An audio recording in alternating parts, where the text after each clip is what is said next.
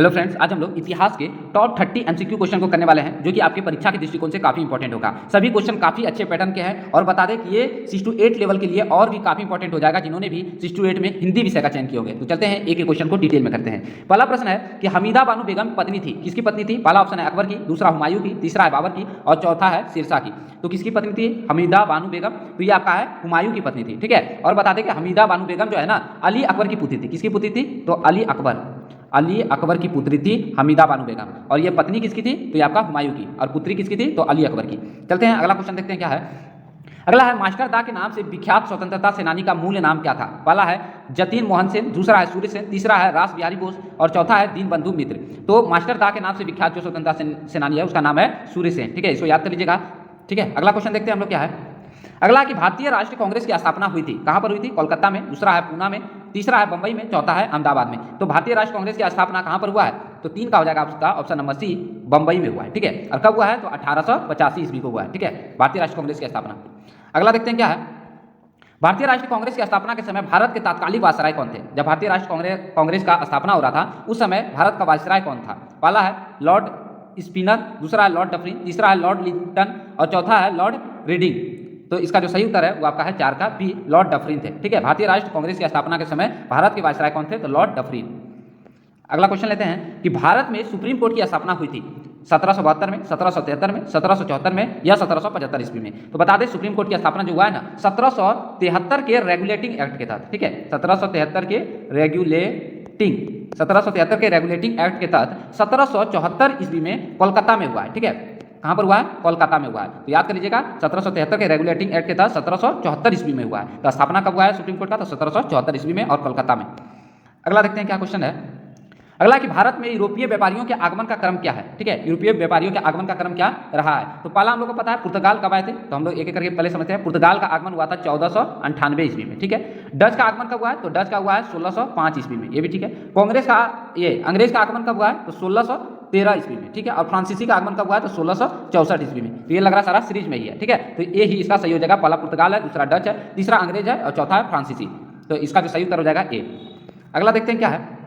अगला क्वेश्चन है young India पुस्तक के लेखक कौन है? पहला है बिपिन चंद्र पाल, दूसरा है सुरेंद्र नाथ बनर्जी, तीसरा है अरविंद घोष और चौथा है लाला लाजपत राय। तो यंग इंडिया पुस्तक के लेखक कौन है? तो 7 का ऑप्शन हो जाएगा डी, लाला लाजपत राय, ठीक है। यंग इंडिया पुस्तक के लेखक कौन है? लाला लाजपत राय। और इन्हीं ने अपने यंग इंडिया पुस्तक में सेफ्टी वॉल का सिद्धांत का प्रतिपादन भी किया, ठीक है। सेफ्टी वॉल, ये भी कभी कभी पूछा जाता है कि सेफ्टी वॉल का प्रतिपादन किस पुस्तक में है? तो यंग इंडिया में। और यंग इंडिया पुस्तक के लेखक कौन है? तो लाला लाजपत राय।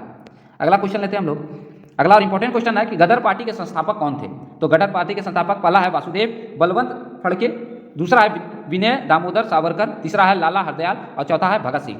तो 8 का सही उत्तर हो जाएगा सी, लाला हरदयाल थे, ठीक है। लाला हरदयाल और सोहन सिंह ये दोनों मिलकर किए थे, ठीक है। लाला हरदयाल और सोहन सिंह ये दोनों का नाम याद रख लीजिएगा। इन्होंने ही अमेरिका के फ्रांसिस्को में नवंबर 1913 ईस्वी में गदर पार्टी की स्थापना किए थे। कहां पर? तो अमेरिका के सैन फ्रांसिस्को में नवंबर 1913 ईस्वी में गदर पार्टी की स्थापना किए थे। और ये गदर पार्टी का मुख्य उद्देश्य था इनकी स्थापना का कि भारत में ब्रिटिश शासन को उखाड़ फेंकना था, ठीक है। और ये गदर पार्टी जो थी इन्होंने ही गदर नामक गदर पत्रिका का भी संपादन किए थे, ठीक है। गदर पत्रिका का भी संपादन किए थे, गदर पत्रिका।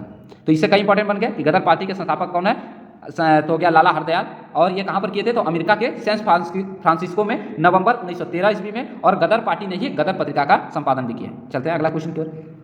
अगला है कि मुस्लिम लीग की स्थापना हुई थी, कब हुआ था? 1906 में, 1916 में, 1926 में या 1936 ईस्वी में। तो मुस्लिम लीग की स्थापना हुआ है 1906 ईस्वी में। अगर इसका पूरा डेट कभी कभी पूछ लिया जाता है तो याद कर लीजिएगा 30 दिसंबर 1906 ईस्वी में। और कहां पर हुआ था? तो आपका हुआ था ढाका में, बंगाल के ढाका में हुआ था। मुस्लिम लीग की स्थापना 30 दिसंबर 1906 ईस्वी को बंगाल के ढाका में।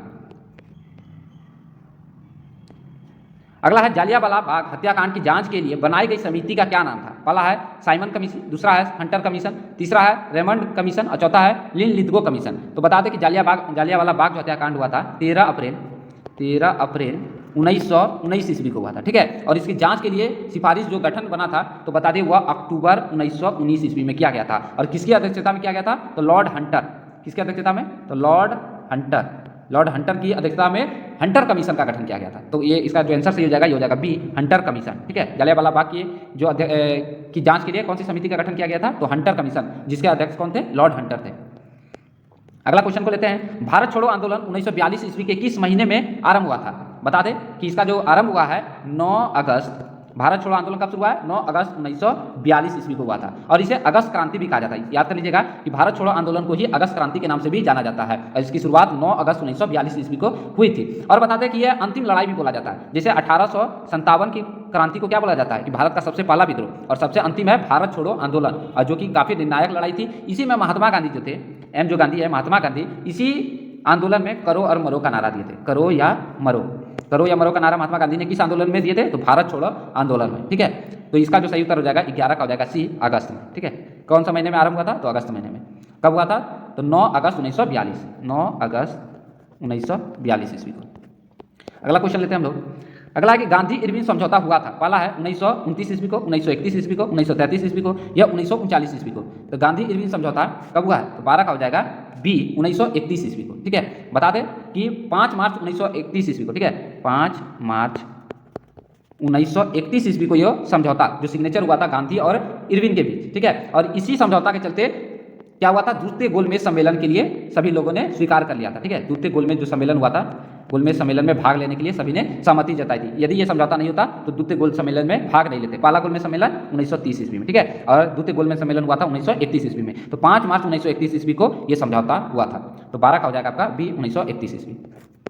अगला क्वेश्चन है कि 13 वर्ष की अल्पायु में राजगद्दी पर बैठने वाला शासक का नाम क्या था? तो ये आपका थे अकबर। ठीक है, अकबर ही सबसे अल्पायु में बैठने वाला शासक था और ये कब बैठे थे? तो आपका 14 अक्टूबर 1542 ईस्वी को ये राजगद्दी पर बैठे थे मुगल सल्तनत पर। ठीक है, और इनकी जब आयु हो रही थी उस समय जब बैठे थे 13 साल 4 मंथ हो रहा था। ठीक है, 4 मंथ, 13 साल 4 महीना पर ये राजगद्दी पर बैठे थे। अगला प्रश्न लेते हैं कि निम्न में से कौन अकबर के 9 रत्नों में शामिल नहीं था? पहला है बीरबल, दूसरा है रहीम, तीसरा है बैजू बाबरा, चौथा है टोडरमल। तो बता दें कि बीरबल भी है, रहीम भी है और चौथा है ये टोडरमल भी है, लेकिन बैजू बाबरा आपके अकबर के 9 रत्न में नहीं आते थे। ये क्या थे? बैजू बाबरा बता दें कि ये क्या थे? प्रसिद्ध संगीतकार थे। कौन थे? प्रसिद्ध संगीतज्ञ थे, जिसको हम लोग संगीतकार कहते हैं। ठीक है, और बता दें कि जो 9 रत्न थे उसमें कौन कौन थे? तो पहला है आपका, याद कर लीजिएगा, मुल्ला दो प्याजे, दूसरा जो थे हकीम इमाम थे, तीसरा हो गया आपका अब्दुल फजल हो गया, चौथा का नाम याद रख लीजिए शेख फैजी, पांचवा का नाम याद रख लीजिए अब्दुल रहीम खान खाना, छठा का नाम याद रख लीजिए तानसेन, सातवां का नाम याद रख लीजिए राजा टोडरमल थे, आठवां का नाम याद रख लीजिए भगवान दास हो गए और नौवां का नाम याद रख लीजिए बीरबल। ठीक है, ये सभी 9 आपके 9 रत्न में थे। तो यहाँ पर आपका बीरबल भी आ गया, रहीम खान खाना भी आ गया, टोडरमल भी आ गया, लेकिन बैजू बाबरा नहीं थे। अगला देखते हैं क्वेश्चन क्या है कि सर टॉमस रो ने किस मुगल सम्राट से भारत में व्यापार करने की अनुमति प्राप्त की थी? ठीक है, ऐसा कौन सा मुगल सम्राट से टॉमस रो ने अपने व्यापार को अनुमति के लिए हाँ भरवा ली थी, यानी कि हामी भरवाई थी? तो ये आपका हो जाएगा, पहला ऑप्शन है अकबर, दूसरा है जहांगीर, तीसरा है शाहजहां, चौथा है औरंगजेब। तो 15 का जो सही उत्तर का हो जाएगा वो किसके कार्यकाल में हुआ था? तो ये आपका थे जहांगीर के काल में। ठीक है, जहांगीर काल में टॉमस मुनरो ने क्या किया था? अपने व्यापार की अनुमति मंगवा ली थी सम्राट से। अगला प्रश्न है कि शिवाजी की राजधानी थी कहाँ पर? पहला है राजपुर, दूसरा है राजगंज, तीसरा है रायगढ़, चौथा है रायसमंद। तो कौन सा इसका सही हो जाएगा? ये 16 का हो जाएगा सी, शिवाजी की राजधानी रायगढ़ थी। अगला प्रश्न लेते हैं कि शिवाजी के मंत्रिमंडल अष्टप्रधान की एक विशेषता क्या थी? तो इसके सभी मंत्री ब्राह्मण होते थे, दूसरा है इसके 7 मंत्री ब्राह्मण होते थे, इसका सिर्फ 1 मंत्री ब्राह्मण होता था और इसमें जातिगत बाध्यता कोई नहीं थी। तो बता दें कि अष्टप्रधान जो था शिवाजी के मंत्रिमंडल में, उसमें 7 जो होते थे ना वह ब्राह्मण होते थे और एक क्या होते थे? एक न्यायाधीश होता था। ठीक है, तो 7 हो गया ब्राह्मण और एक जो हो गया वो आपका न्यायाधीश हो गया। ठीक, 7 और 1 8 अष्टप्रधान में। अगला क्वेश्चन को हम लोग लेते हैं कि वंदे मातरम गीत के रचयिता कौन है? पहला है रविन्द्रनाथ टैगोर, दूसरा है बंकिम चंद्र चटर्जी, तीसरा है सरोजिनी नायडू, चौथा इनमें से कोई नहीं। तो वंदे मातरम गीत के रचयिता कौन है? तो आपका है बंकिम चंद्र चटर्जी। 18 का हो जाएगा बी। बता दें कि इनकी एक प्रसिद्ध ग्रंथ जो थी ना आनंद मठ से इसको लिया गया है। और बता दें कि 1896 ईस्वी में कांग्रेस अधिवेशन में इस गीत को स्वीकार किया गया था। ठीक है, कांग्रेस अधिवेशन जो हुआ था, कांग्रेस का अधिवेशन 1896 ईस्वी में, उसी में इस गीत को स्वीकार किया गया था। अगर यहाँ पर गान आ जाए, ठीक है, तब आ जाएगा आपका जन गण मन, वो आपका आ जाएगा रविन्द्रनाथ टैगोर का, लेकिन यदि गीत आ जाएगा तो ये आपका हो जाएगा बंकिम चंद्र चटर्जी का। अगला देखते हैं क्वेश्चन है कि नील विद्रोह आरंभ हुआ था। नील विद्रोह कब हुआ था? तो 19 का हो जाएगा ए 1859 में, बी 1871, सी है 1886 और डी है 1901। तो नील विद्रोह जो हुआ था 1859 ईस्वी में हुआ था। अगला क्वेश्चन देखते हैं कि इंडियन एसोसिएशन के संस्थापक अध्यक्ष थे कौन थे? तो पहला है दादा भाई नौरोजी, दूसरा है महादेव गोविंद रनाडे, तीसरा है सुरेंद्र नाथ बनर्जी और चौथा है मोतीलाल। तो इंडियन एसोसिएशन के अध्यक्ष कौन थे आपका? तो 20 का हो जाएगा सी, सुरेंद्र नाथ बनर्जी। ठीक है, सुरेंद्र नाथ बनर्जी। अगला क्वेश्चन लेते हैं कि निम्नलिखित में से कौन वैदिक देवता नहीं था? ठीक है, कौन सा वैदिक देवता नहीं था? पहला है विष्णु, दूसरा है कृष्ण, तीसरा है इंद्र और चौथा है ब्रह्मा। ठीक है, तो बता दें कि वैदिक देवता के अंतर्गत कौन कौन आते थे? तो विष्णु आते थे, इंद्र भी आते थे और ब्रह्मा भी, लेकिन कृष्ण का जिक्र कहीं पर नहीं है। तो 21 का आपका नहीं वाला में कौन सा सही हो जाएगा? आपका हो जाएगा सी, बी, ऑप्शन नंबर बी। अगला प्रश्न है कि उपनिषदों की विषय वस्तु है, पहला है दर्शन, दूसरा है कर्मकांड, तीसरा है भक्ति और चौथा है उपयुक्त में से सभी। तो 22 का जो सही उत्तर हो जाएगा ये दर्शन। और उपनिषद का अर्थ क्या होता है, तो गुरुओं के समीप बैठकर ज्ञान अर्जित करना, ठीक है, गुरुओं के समीप बैठना, गुरुओं के समीप बैठकर ज्ञान अर्जित करना। तो ये आपका 22 का हो जाएगा ए। अगला प्रश्न लेते हैं कि निम्नलिखित में से किसे शाक्य मुनि के नाम से भी जाना जाता है। तो पहला है महावीर स्वामी, दूसरा है शंकराचार्य, तीसरा है गौतम बुद्ध, चौथा है इनमें से कोई नहीं। तो शाक्य मुनि के बारे में बता दें तो ये गौतम बुद्ध को कहा जाता है। और इनका नाम कैसे पड़ा, तो बता दें गौतम बुद्ध का जो जन्म है वह 563 ईस्वी पूर्व हुआ है, ठीक है, ईसा पूर्व। कहाँ पर हुआ है, कपिल वस्तु के लुम्बिनी में हुआ है। और इनके पिता का नाम था सुद्धोधन, और जो कि कहाँ के थे, शाक्य गण के प्रधान थे, ठीक है, यहीं से इनका नाम पड़ा है क्योंकि ये शाक्य गण के प्रधान थे। और शाक्य गण के प्रधान होने के कारण ही इनका जन्म जो हुआ है शाक्य कुल में हुआ है, जिसके कारण गौतम बुद्ध का नाम क्या पड़ गया, शाक्य मुनि पड़ गया। अगला क्वेश्चन देखते हैं कि मौर्य वंश के ठीक बाद किस वंश ने शासन किया है। पहला है गुप्त वंश, दूसरा है कुषाण वंश, तीसरा है सातवाहन वंश, चौथा है शुंग वंश। तो 24 का हो जाएगा आपका डी, शुंग वंश। मौर्य वंश के बाद किसने किया है, तो शुंग वंश है। अगला क्वेश्चन लेते हैं कि गौतमी पुत्र सातकर्णी किस वंश का शासक था। पहला है शिशुनाग वंश, दूसरा है सप्तकर्णी वंश, तीसरा है सातवाहन वंश, चौथा है पुष्पभूति वंश। तो 25 का ऑप्शन हो जाएगा सातवाहन वंश का था, ठीक है। गौतमी पुत्र सातकर्णी किस वंश से संबंधित है, तो सातवाहन वंश है। अगला प्रश्न लेंगे कि फाहियान किसके शासनकाल में भारत आया था, ठीक है। पहला है चंद्रगुप्त मौर्य, दूसरा है चंद्रगुप्त प्रथम, तीसरा है चंद्रगुप्त दूत, इसके बाद है समुद्रगुप्त। तो फाहियान जो है ना वापस चंद्रगुप्त दूत के कार्यकाल में आया था, ठीक है। तो ये हो जाएगा सी। अगला क्वेश्चन हम लोग देखते हैं क्या है। अगला क्वेश्चन है कि चोल शासक का प्रतीक चिन्ह था। पहला है गाय, दूसरा हिरण, चौथा है हाथी, तीसरा है हाथी, चौथा है बाघ। तो 27 का उत्तर हो जाएगा डी, चोल शासक का प्रतीक चिन्ह क्या था, तो बाघ था। अगला क्वेश्चन है कि आगरा शहर का निर्माण करवाया था, किसने करवाया था, कुतुबुद्दीन ऐबक ने, दूसरा है रजिया सुल्तान ने, या सिकंदर लोदी ने, या शाहजहां ने। तो किसने करवाया है आगरा शहर का निर्माण, तो 28 का ऑप्शन जो है ये आपका है सिकंदर लोदी ने करवाया। कब करवाया है, तो 1506 ईस्वी में आगरा शहर की राजधानी को बनाया गया था, ठीक है। ये सिकंदर लोदी ने आगरा शहर को अपना राजधानी कब बनाया था, तो 1506 ईस्वी में। अगला क्वेश्चन देखते हैं कि मौर्य शासक प्रबंधन के अंतर्गत राजस्व व्यवस्था की देखरेख करने के लिए कौन सा अधिकारी का नाम था, ठीक है। समाहर्ता बोला जाता था, अर्थाध्यक्ष या सन्निदाता, या इनमें से कोई नहीं। तो बता दें कि समाहर्ता का मतलब होता है छोटे छोटे जो है ना, एक तरह का इसको आप हेड समझ लीजिए, मुखिया समझ लीजिए। ये इनके अंतर्गत अनेक अध्यक्ष होते थे जो कि छोटे छोटे करों को एकत्रित करते थे। तो मौर्य शासन प्रणाली में राजस्व की देखरेख करने वाला कौन था, समाहर्ता।